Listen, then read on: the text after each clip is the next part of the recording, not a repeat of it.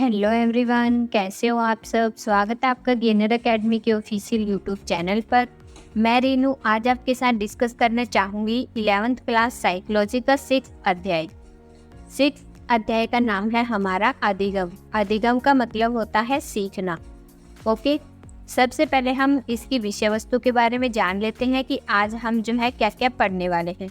सबसे पहले है अधिगम का स्वरूप, यानी कि जो हमारा अधिगम है उसका स्वरूप कैसा है, किस तरीके से हम जो है अधिगम को डिफाइन कर सकते हैं। फिर है अधिगम की मुख्य विशेषताएं। फिर उसके बाद है अधिगम के कुछ प्रतिमान। फिर उसके बाद हम बात करेंगे प्राचीन अनुबंध के निर्धारक, क्रिया प्रस्तुत निमेतिक अनुबंध के बारे में जानेंगे और क्रिया प्रस्तुत निमेतिक अनुबंध के निर्धारक, और फिर है प्रेक्षणात्मक अधिगम। ओके, तो इन टॉपिक पे आज हम चर्चा करने वाले हैं। सबसे पहले हम फर्स्ट टॉपिक उठाते हैं अधिगम का स्वरूप। ओके, तो अधिगम का स्वरूप किसे कहते हैं। अधिगम को हम अनुभवों के कारण व्यवहार में अथवा व्यवहार की क्षमता में होने वाले अपेक्षाकृत स्थायी परिवर्तनों के रूप में परिभाषित कर सकते हैं। यानी कि क्या बताया गया है, अधिगम का मतलब होता है सीखना। किसी भी कार्य को हम किस तरीके से सीख सकते हैं, अनुभवों के कारण। जो हम है किसी भी कार्य को जब सीखते हैं उसमें हमारे अनुभव सम्मिलित होते हैं। उन अनुभवों के कारण जो है हमारे व्यवहार में, व्यवहार की क्षमता में कुछ परिवर्तन होते हैं, उसे ही अधिगम कहा जाता है। ओके, आगे समझ क्या है कि अनुभवों के कारण व्यवहार में अथवा व्यवहार की क्षमता में होने वाले अपेक्षाकृत स्थायी परिवर्तन, और ये जो परिवर्तन है वो स्थायी होते हैं हमेशा के लिए। जब व्यक्ति किसी भी एक चीज़ को सीख लेता है तो वह उसके लिए परमानेंटली उसके माइंड में स्टोर हो जाता है। ओके, इसको जो है अधिगम कहा जाता है। उसके बाद हम बात करते हैं इसके सेकंड पॉइंट कि इसमें क्या बताया गया है।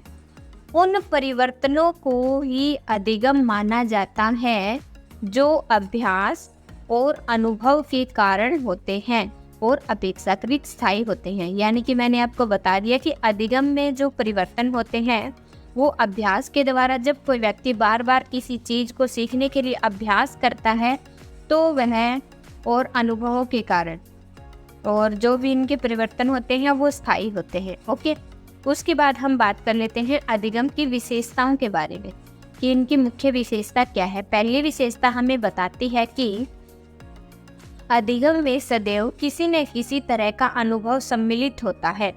ओके, सेकंड है हम एक घटना को बहुत बार एक निश्चित क्रम में घटित होते हुए अनुभव करते हैं। यानी कि हम किसी कार्य को तब सीख पाते हैं जब हम एक घटना को या कार्य को बार बार उसी क्रम में घटित होते हुए अनुभव करते हैं। ओके, उसके बाद है अधिगम में मनोवैज्ञानिक घटनाओं का एक क्रम निहित होता है। यानी कि मनोवैज्ञानिक घटनाओं के क्रम से जो है वो हमारा अधिगम चलता रहता है। ओके, उसके बाद हम बात कर लेते हैं निष्पादन की। निष्पादन में क्या होता है।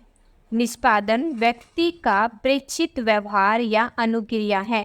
यानी कि जब कोई व्यक्ति किसी कार्य को सीख लेने के बाद या फिर अनुक्रिया दिखाता है उसे हम कहते हैं निष्पादन। ओके, अधिगम एक अनुमानित प्रक्रिया है जो निष्पादन से भिन्न है। यानी कि अधिगम अलग होता है और निष्पादन अलग होता है। ओके, उसके बाद हम बात कर लेते हैं अधिगम के प्रतिमान की। तो इनकी सरलतम विधि जो है वो मुख्य रूप से कई प्रकार से जो है अधिगम की विधियों के बारे में हम जानेंगे। सबसे पहले होगी हमारी प्राचीन अनुबंधन, फिर है क्रिया प्रस्तुत अनुबंधन, फिर है प्रेक्षणात्मक अनुबंधन अधिगम, फिर है संज्ञानात्मक अधिगम, वाचिक अधिगम, संप्रत्यय अधिगम और कौशल अधिगम। इन सब टॉपिक्स के बारे में हम डिटेल में इस लेसन में जानने वाले हैं। सबसे पहले हम बात कर लेते हैं प्राचीन अनुबंध।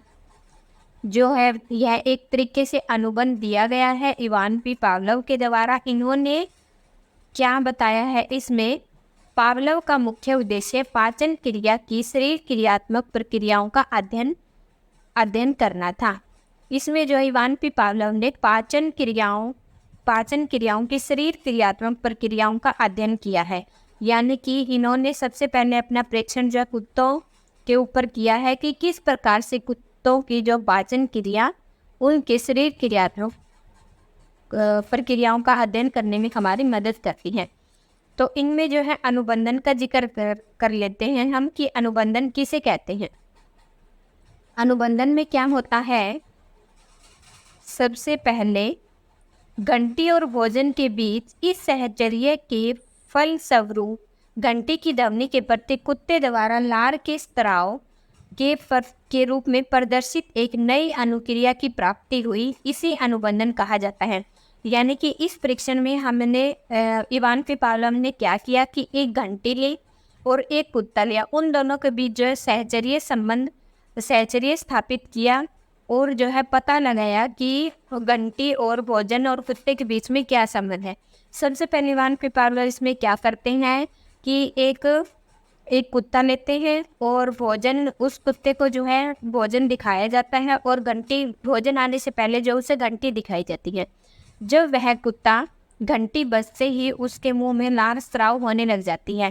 2-3 बार ये प्रयास करते हैं। पहले तो भोजन दिया जाता है, फिर उस 2-3 दिन के बाद जो है वो ओनली घंटी बजाते हैं इवान पी पावलोव उसका पाचन का वो करने के लिए, परीक्षण करने के लिए, और जो है भोजन नहीं लेके आते हैं। तो धीरे धीरे जो है उन्हें अपने जो है वो प्रक्रिया चलती रहती है और उनका परीक्षण सफल रहता है। तो इसमें क्या बताया गया है, ये जो प्रक्रिया है घंटी और भोजन के बीच जो सहचर्य बनता है, इसके फलस्वरूप घंटी की ध्वनि के प्रति कुत्ते द्वारा लार, जैसे ही घंटी बजती है कुत्ता लार स्राव करने लग जाता है और जो है एक नई अनुक्रिया हमें इससे प्राप्त होती है। इसे अनुबंधन कहा जाता है। मुख्य इसमें यही है कि अनुबंधन किसे कहते हैं, वो किस सहचर्य के द्वारा जो है वो हमें एक नई अनुक्रिया के रूप में बदल जाता है, वो हमें इसमें देखने को मिलता है। ओके, इसमें जो है 2 टॉपिक है हमारे, 2 सब्जेक्ट्स है, भोजन और लार स्राव। भोजन को हम बोलेंगे अनुबंधित उद्दीपक और लार है हमारा अनुबंधित अनुक्रिया। यानी कि जब कुत्ते को भोजन दिया जाता है ये उद्दीपक हो गया और उसके मुंह में लार आ रही है तो वो भोजन को देख के अनुक्रिया कर रहा है। ओके, फिर उसमें है अनुबंधन के पश्चात घंटे की ध्वनि की उपस्थिति में लार का स्राव होने लगता है। जैसे ही घंटी बजती है कि कुत्ते को पता चल जाता है कि उसे अब भोजन मिलेगा, तो पहले ही उसके मुंह से जो है वो लार का स्राव होने लग जाता है। इसी का अध्ययन करने के लिए इवान पी पावलोव ने प्राचीन अनुबंध बनाया है। इसमें जो है घंटी है अनुबंधित उद्दीपक, सेकंड में है हमारा घंटी, और जो है घंटी के बजते ही जो कुत्ता है वो लार स्राव करना प्रारंभ कर देता है, वो उसे हम बोलेंगे अनुबंधित अनुक्रिया। इस प्रकार के अनुबंधन को जो है प्राचीन अनुबंध के रूप के नाम से जाना जाता है। ओके, उसके बाद हम बात कर लेते हैं, सेकंड है हमारा प्राचीन अनुबंध के निर्धारक।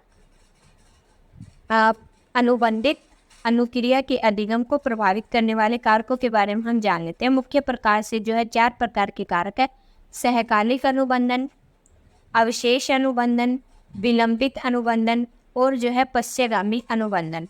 ओके, फिर है अनुबंधित उद्दीपक के प्रकार। अनुबंधित उद्दीपक के प्रकारों को भी 2 प्रकार से दिखाया गया है। सबसे पहले जो है विमुखी और ये है प्रत्यव्यात्मक।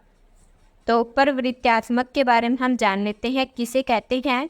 अनुबंधित उद्दीपक स्वतः सुगम्य अनुक्रियाएं उत्पन्न करता है, जैसे खाना, पीना, दुलारना।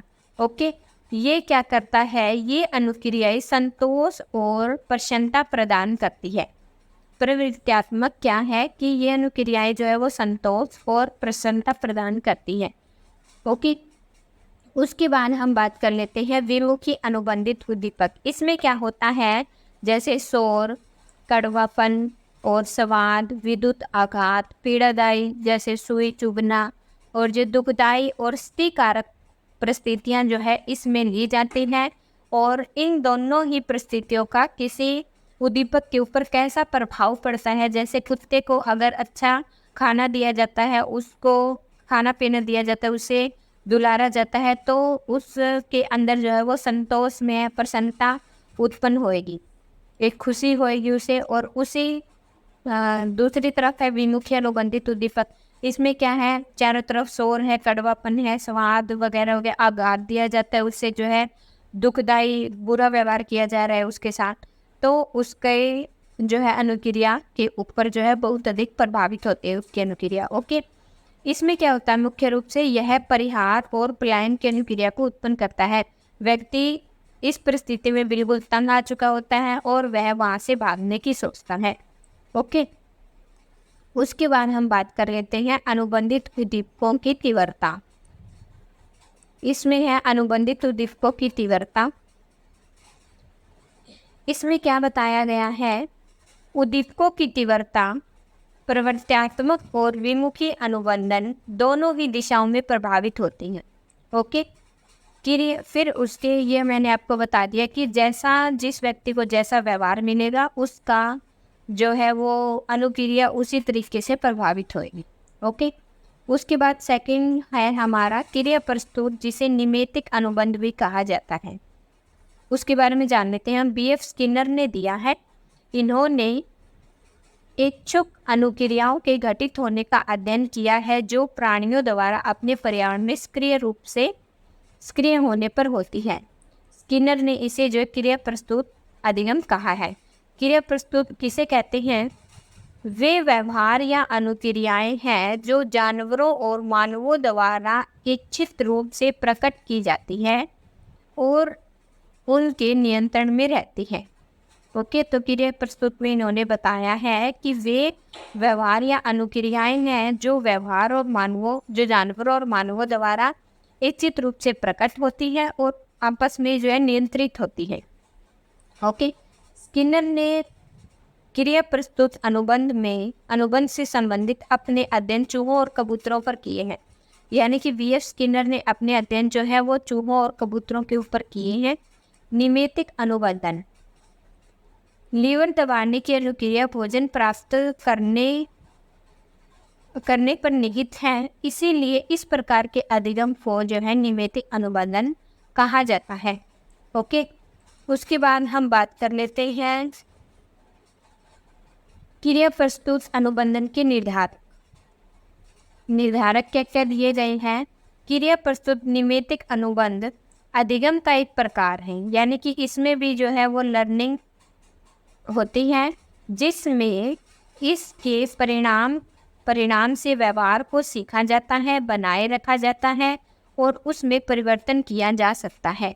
ऐसे परिणामों को प्रबलक कहा जाता है। यानी कि मुख्य रूप से क्रिया प्रस्तुत निमेतिक अनुबंध जो है एक तरीके से सीखना है, सीखने का एक प्रकार है।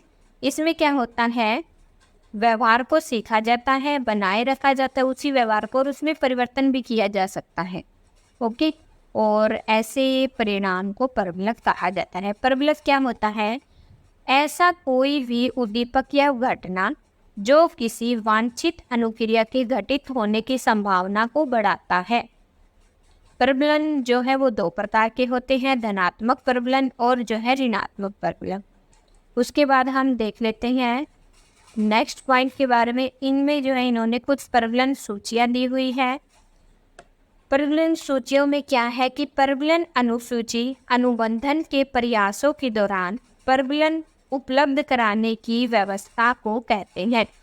ओके, उसके बाद हम बात करते हैं सतत प्रबलन की। प्रत्येक बार जब वांछित अनुक्रिया घटित होती है तब उसे प्रबलन दिया जाता है, तो उसे सतत प्रबलन कहते हैं। ओके, जब भी कोई वांछित अनुक्रिया यानी कि नई अनुक्रिया घटित करनी हो और उद्दीपक को एक प्रबलन दिया जाता है पहले से ही, तो उसे सतत प्रबलन कहते हैं। फिर हम बात करते हैं आंशिक प्रबलन की। इसमें क्या होता है, सविराम अनुसूची में अनुक्रियाओं को कभी कभी प्रबलित किया जाता है, कभी नहीं किया जाता है। ओके, आंशिक में यह हो गया। फिर हम बात कर लेते हैं विलंबित प्रबलन की। किसी भी प्रबलन कि प्रबलनकारी क्षमता विलंब के साथ साथ कम होती जाती है। ओके, तो इसमें क्या है, विलंबन की जो क्षमता है वो कम होती जाती है। उसके बाद हम बात कर लेते हैं नेक्स्ट टॉपिक की। तो इनमें इन्होंने क्या बताया गया कि प्रमुख अधिगम प्रक्रिया, यानी कि सीखने के लिए कुछ प्रमुख अधिगम प्रक्रियाएं भी हैं, दी हुई है। सबसे पहले हो गया हमारा प्रबलन, विलोप, पुनः प्राप्ति, सह पुनः प्राप्ति और जो है विभेदन। ओके, उसके बाद हम बात कर लेते हैं प्रबलन की। प्रबलन प्रयोगकर्ता द्वारा प्रबलक देने की क्रिया का नाम है। ये भी दो प्रकार के होते हैं, प्राथमिक प्रबलक होते हैं और द्वितीयक प्रबलक होते हैं। फिर हम इसमें बात कर लेते हैं, एक वर्ड आता है विलोप। विलोप किसे कहते हैं? विलोप में क्या होता है, अधिगत अनुक्रियाओं के लुप्त होने से है, जो प्रबलन को उसी परिस्थिति से हटा लेने के कारण होती है जिसमें अनुक्रियाएं घटित हुआ करती हैं। ओके, उसके बाद हम जान लेते हैं सामान्यीकरण तथा विभेदन, यानी कि सामान्यीकरण क्या है और विभेदन क्या है। समान उद्दीपकों के प्रति समान अनुक्रिया करने के इस गोचर को सामान्यीकरण कहते हैं। ओके, जब एक सीखी हुई अनुक्रिया की एक नए उद्दीपक से प्राप्ति होती है तो उसे सामान्यीकरण कहते हैं। यानी कि जब कोई व्यक्ति एक अनुक्रिया को सीख लेता है, उसकी एक नए उद्दीपक से प्राप्ति होती है, उसे कुछ और नया सीखने को मिलता है, तो उसे सामान्यीकरण कहते हैं। ओके, उसके बाद हम बात कर लेते हैं नेक्स्ट टॉपिक की कि स्वतः पुनः प्राप्ति किसे कहते हैं। स्वतः पुनः प्राप्ति में क्या होता है, स्वतः पुनः प्राप्ति किसी अधिगत अनुक्रिया के विलोप होने के बाद होती है। प्रेक्षणात्मक अधिगम जो है वो बंदूरा के द्वारा दिया हुआ है। प्रेक्षणात्मक अधिगम दूसरों का परीक्षण करने से घटित होता है। इस प्रकार के अधिगम से व्यक्ति सामाजिक व्यवहारों को सीखता है, इसीलिए इसे कभी कभी सामाजिक अधिगम भी कहा जाता है। ओके, इस प्रकार के अधिगम से व्यक्ति जो है वो सामाजिक व्यवहारों को सीखता है, इसीलिए इसे कभी कभी सामाजिक अधिगम भी कहा जाता है। फिर हम बात कर लेते हैं मॉडलिंग की। मॉडलिंग एक इम्पोर्टेंट टॉपिक है, इसमें कई बार पूछा जाता है एग्जाम में कि मॉडलिंग किसे कहते हैं। तो मॉडलिंग का अर्थ क्या है, ऐसी स्थितियों में हम दूसरे व्यक्तियों के व्यवहारों का प्रेक्षण करते हैं, यानी कि दूसरा व्यक्ति किस प्रकार से व्यवहार कर रहा है उसको पहले हम देखते हैं और उसी की तरह व्यवहार करने लगते हैं। मॉडलिंग आ गया समझ। ऐसी स्थितियाँ जब हम दूसरे के व्यवहारों को या दूसरे की बातों को किसी भी तरीके से उसकी क्रियाओं को देखते हैं, समझते हैं और उसी को अपने अंदर भी उन्हीं क्रियाओं को अपने व्यवहार के अंदर भी शामिल कर लेते हैं, उसे मॉडलिंग कहते हैं। ओके, उसके बाद हम बात कर लेते हैं नेक्स्ट टॉपिक, मॉडलिंग के बारे में कुछ पॉइंट्स हैं। इसमें क्या होता है कि प्रेक्षण द्वारा अधिगम की प्रक्रिया में प्रेक्षक मॉडल के व्यवहार का प्रेक्षण करने का ज्ञान प्राप्त करता है। सबसे पहले जो है वो दूसरा व्यक्ति किस तरीके से अधिगम कर रहा है, अधिगम की क्रिया में प्रेक्षक मॉडल के व्यवहार, यानी कि दूसरा व्यक्ति किस तरीके से व्यवहार करता है, तो वो अपने ऊपर भी उसी का जो है वो प्रेक्षण करने का ज्ञान प्राप्त कर लेता है सबसे पहले। ओके, फिर उसमें हम बात करते हैं सेकंड, बच्चे अधिकांश सामाजिक व्यवहार प्रौढ़ों का प्रेक्षण तथा उनकी नकल करके सीखते हैं। ओके, उसके बाद आता है हमारा बच्चों के व्यक्तित्व का विकास भी प्रेक्षणात्मक अधिगम के द्वारा होता है। आक्रामकता, यानी कि व्यक्ति अपने आसपास जो है किस चीज़ों को देख रहा है, जैसे व्यक्तियों के साथ वो रहता है, मिलता है, उसी के जैसा वो व्यवहार करना सीख जाता है। जो है बच्चे के अंदर जो है आक्रामकता का भाव पैदा हो सकता है। परोपकार, आदर, जो है नम्रता, परिश्रम, आलसी आदि गुण जो है वो अधिगम की इसी विधि के द्वारा अर्जित किए जाते हैं। ओके, तो ये होता है हमारा 6th लेसन कंप्लीट। इस लेसन के complete notes and question answer PDF आपको इसी वेबसाइट पे मिल जाएंगे। ओके,